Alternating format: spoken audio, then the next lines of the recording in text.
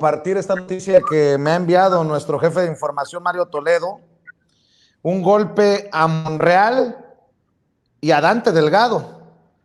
Vinculan a proceso a José Manuel del Río Virgen.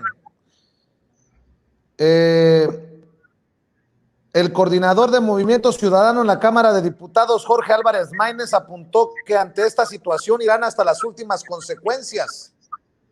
José Manuel del Río Virgen, secretario técnico de la Junta de Coordinación Política, cercano a los senadores Ricardo Monreal y Dante Delgado, que fue detenido en Veracruz acusado de homicidio, fue vinculado a proceso por ser el presunto autor intelectual del homicidio de Remigio René Tobar, ex candidato de Movimiento Ciudadano a presidente municipal de Cazones de Herrera. Este caso que ha llevado a un enfrentamiento a Ricardo Monreal con Cuitláhuac García, a quien ha llamado Monreal autoritario de fabricar este caso y de perseguir adversarios. Luego de una audiencia de más de 18 horas, el juez de control del Juzgado de Proceso Penal Oral del 10º Distrito Judicial de Veracruz, Francisco Reyes Contreras, vinculó a proceso al colaborador del coordinador de Morena en el Senado, Ricardo Monreal.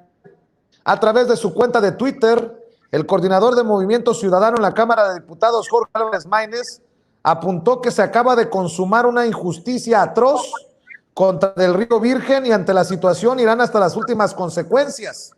Horas antes, el gobernador de Veracruz, Cuitláhuac García, omitió pronunciarse sobre la audiencia que se realizó hoy martes e incluso dijo que no tenía problema que el Senado de la República plantee la desaparición de poderes en el Estado tras la detención de José Manuel del Río Virgen.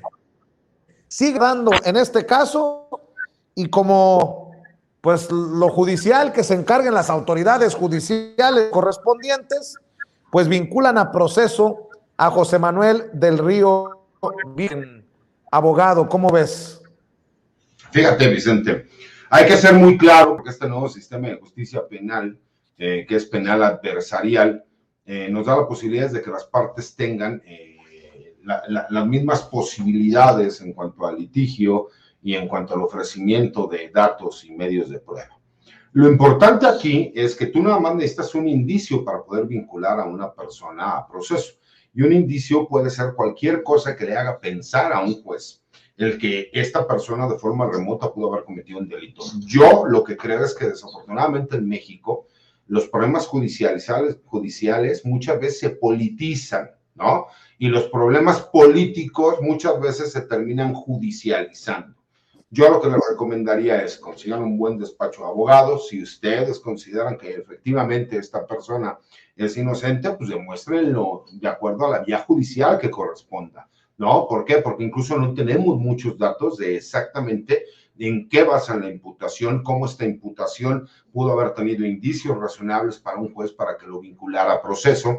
Obviamente por el tipo de delito que estamos hablando, pues es un delito que lleva aparejada prisión preventiva oficiosa, ¿no? Incluso la misma Constitución y el Código Nacional de Procedimientos Penales no lo maneja así, pero creo que incluso esta confrontación política va a ir muchísimo más allá, mi querido Vicente, y creo que va a ser un choquecito de trenes sabroso que se van a poner por ahí, en donde incluso ya estamos escuchando por allá al gobernador del estado de Veracruz, que si el Senado de la República considera pertinente, ¿no?, la desaparición de poderes en el Estado, adelante. Eso significa que confía en su fiscalía y que la imputación que le realizaron a esta persona, pues obviamente, pues lleva el aval de lo que es el trabajo de investigación que realiza la misma fiscalía y por su vez, pues el respaldarazo que le está dando el gobernador.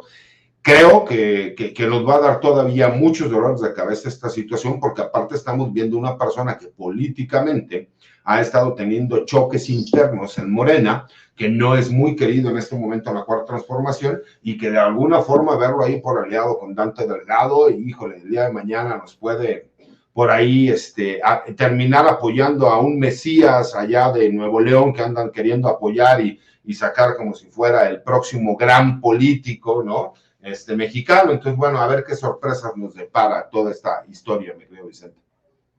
Así es. Oye, abogado, ya que estamos en estas cosas, ayer, hoy le he manifestado mi solidaridad sin regalos al periodista Ricardo Ravelo, quien señalaba que Enrique Alfaro y su familia tienen vínculos con el organizado.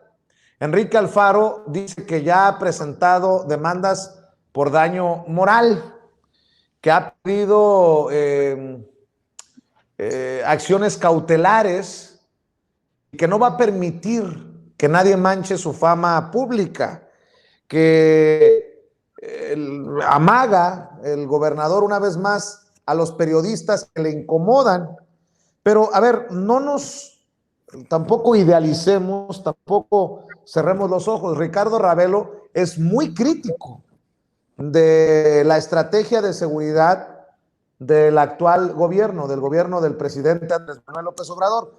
Y hay muchas personas que no logran diferenciar. Una cosa es una cosa y otra cosa es otra cosa. O sea, el que sea crítico no tiene nada que ver con que nos solidaricemos por las amenazas que ha recibido, así las veo yo, así las leo yo, del propio gobernador de Jalisco. ¿Y por qué te lo menciono? Porque quisiera escuchar tu opinión acerca de esto que dice Ricardo Ravelo. Le acaban de publicar una entrevista como parte de un artículo en Expansión MX. Dice Ricardo Ravelo: México no investiga el vínculo entre el poder público y el crimen. Y si me permites, déjame leer parte de esto que se publica en Expansión Política. Ricardo Ravelo dice: México no investiga el vínculo entre poder político y crimen. El periodista, quien acaba de publicar su libro Los narcopolíticos, advierte que mientras otros países investigan a políticos mexicanos ligados al crimen, en México no se les abren expedientes. Aunque políticos mexicanos de alto nivel son investigados, incluso han sido detenidos en otros países por sus posibles nexos con el crimen organizado, en México no se les abren expedientes y esa situación fomenta la impunidad, advierte el periodista Ricardo Ravelo. Desde su perspectiva, un ejemplo de esto es el caso de Genaro García Luna, quien fue secretario de Seguridad Pública todo el sexenio de Felipe Calderón y fue arrestado en Estados Unidos en 2019 acusado de proteger al cártel. Estados Unidos tenía la mira en García Luna por tantas denuncias que en México fueron desatendidas y finalmente se encontraron pruebas para considerar que había delitos que perseguir en su caso y esto derivó en su captura, señala Ravelo. También dice: lo que está faltando es que en México se lleven a cabo investigaciones en paralelo, como lo está haciendo Estados Unidos. Aquí en México no hay expedientes abiertos contra García Luna ni contra Felipe Calderón, cuando México debiera estar haciendo lo propio para llevar a juicio a Calderón, porque los delitos se cometieron aquí, dice el autor originario de Veracruz y reportero especializado en el tema. Ravelo su nuevo libro Los narcopolíticos, en el que expone los casos de gobernadores, exgobernadores y otros funcionarios acusados de tener nexos con la delincuencia, así como el impacto que su presencia tiene en la seguridad pública.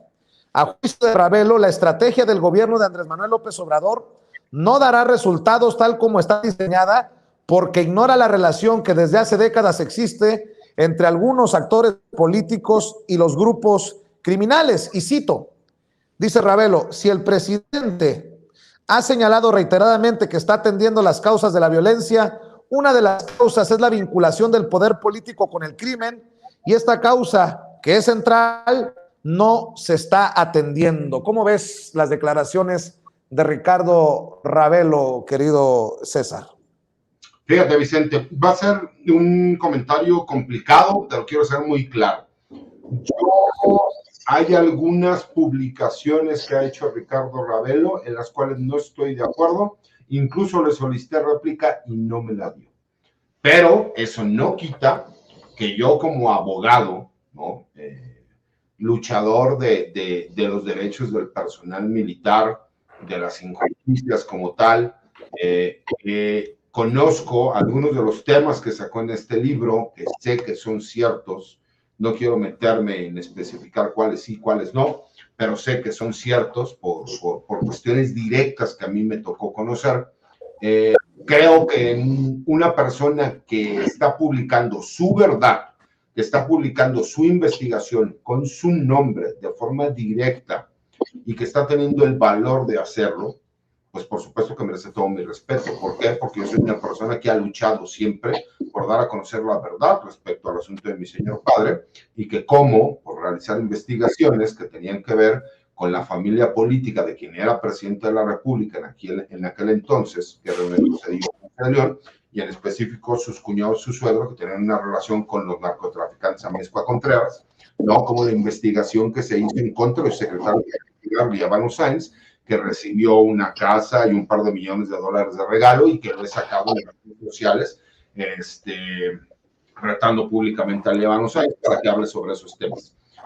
Creo que la solidaridad que tiene que existir con una persona que se pueda hacer una publicación, por supuesto que tenemos nosotros que reconocer ese valor. Y yo podré no estar de acuerdo con él, pero estoy dispuesto a dar mi vida para que se respete el derecho que él tiene de hacer las publicaciones como periodista que él realiza. Y creo que todos los mexicanos tendríamos que estar obligados a que el derecho que pueda tener una persona, podrá estar de acuerdo en mi punto de vista o no, pero el derecho de poderse manifestar, por supuesto que tiene que ser. Y no puede ser posible que veamos a un gobernador del estado, que yo puedo entender que él legalmente pueda hacer valer cualquiera de las acciones legales que él considera pertinentes porque es su derecho. Lo que no puede ser es que termine existiendo amenazas a la vida de un periodista, ¿no? Como nosotros sabemos que le ha pasado, por ejemplo, también a nuestro buen amigo Jesús Lemus, y cómo terminó en la cárcel por sacar los nexos que tenía la familia y Felipe Calderón con este grupo de la familia michoacana, ¿no? Entonces creo que podré yo no estar de acuerdo con una persona,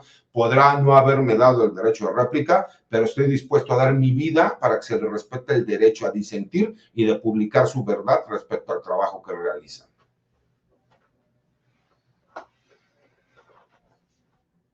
¿Tú crees que, qué chingón lo que dices, tú crees que está equivocada en ese sentido la estrategia del presidente Andrés Manuel López Obrador o que no toma en cuenta estos vínculos de los que habla Ravelo en su libro? A ver, fíjate, Vicente, te lo voy a decir y es como una confidencia que estamos haciendo aquí entre amigos.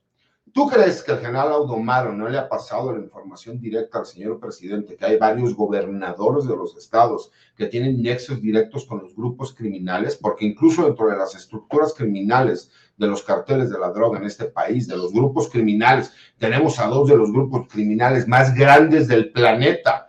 El cartel de Sinaloa y el cártel Jalisco Nueva Generación están dentro de los 5 grupos criminales más poderosos y más grandes del planeta. ¿Tú crees que el presidente de la República no ha recibido información por parte del Centro Nacional de Inteligencia, por parte de la Secretaría de la Defensa Nacional y las áreas de inteligencia de la sección segunda, por el área de inteligencia de la Marina? Por supuesto que tiene conocimiento, pero ¿qué es lo que ha pasado? Lo que hemos visto, el famoso golpeteo político. Recordemos qué pasó con un gobernador allá en el estado de Tamaulipas, ¿no? Que se inició una carpeta de investigación, que se mencionó los nexos que podía haber, y asimismo toda la información que le terminan dando al presidente de la República. El presidente de la República es el tipo más informado de México. Asimismo, pues obviamente por medio del secretario de la Defensa, por medio del director del Centro Nacional de Inteligencia, por medio del almirante secretario.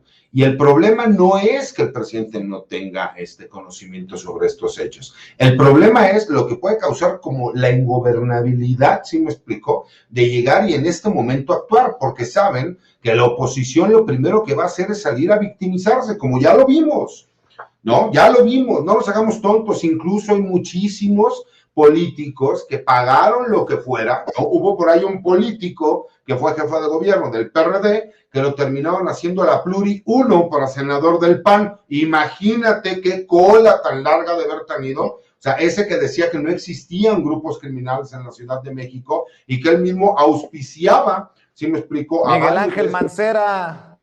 Exactamente, ¿no? Qué bueno que tienes buena memoria, mi querido Vicente, y que él mismo auspiciaba. Es que te aprendo como esponja, te aprendo. Sí.